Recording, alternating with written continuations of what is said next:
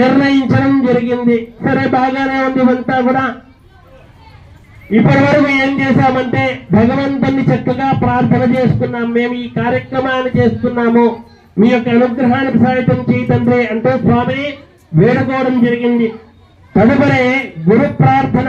బ్రహ్మాదేనాం గురం పూర్వం ఇంద్రాం గృహమేదనం పాంచరాత్ర ప్రవక్తారం వందే నారాయణం ప్రభుం పరాశరం చ మైత్రేయం భారద్వాజం కపింజలం వశిష్ఠాయ మనేం వందే పాంచరాత్ర ప్రవర్తకానంటూ వశిష్ఠాది మహాములంతా కూడా మనకు సప్త ఋషులు ఉన్నారు.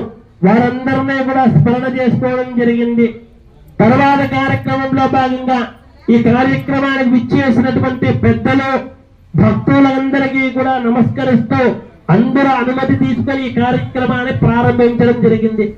తర్వాత కార్యక్రమంలో భాగంగా మహాగణపతి ఎటువంటి విఘ్నాలు లేకోకుండా ఉండటం కొరకు వినాయకుడిని పూజించడం జరిగింది. ఆయనకి 16 రకాలైనటువంటి ఉపచారములంతా కూడా సమర్పించడం జరిగింది. తర్వాత కార్యక్రమంలో మనమంతా కూడా శుద్ధి అవ్వాలి. మనం శుద్ధి అవ్వాలంటే ఏం చేస్తాం? సహజంగానే స్నానం చేసి వస్తామన్నమాట. ఆత్మశుద్ధ్యర్థం అంటుంటారు. శరీర శుద్ధ్యర్థం, ద్రవ్య శుద్ధ్యర్థం, స్థల శుద్ధ్యర్థం, ఆత్మశుద్ధ్యర్థం. ఆత్మంతా కూడా శుద్ధి అవ్వడం కొరకు, జాతక దోషాలంతా కూడా వైదొలిపోవడం కొరకు పుణ్యావాసన కార్యక్రమం చేసి శాంతి మంత్రాది శుద్ధ మంత్రాలంతా కూడా చెక్కి ఆ పుణ్యావాసనం చేసి ఆ జలాన్ని స్వామికి, భక్తులకి, అర్చకులు అందరికీ కూడా చల్లడం జరిగిందనమాట.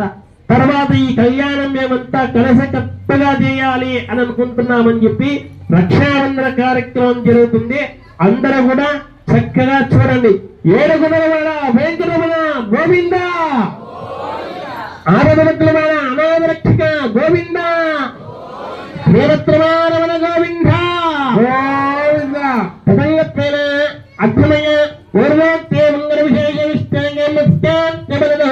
అష్టదేవదేవస్థ చెంచు లక్ష్మీ సమేతస్థ లక్ష్మీ నారదున్మత్వామి దివ్య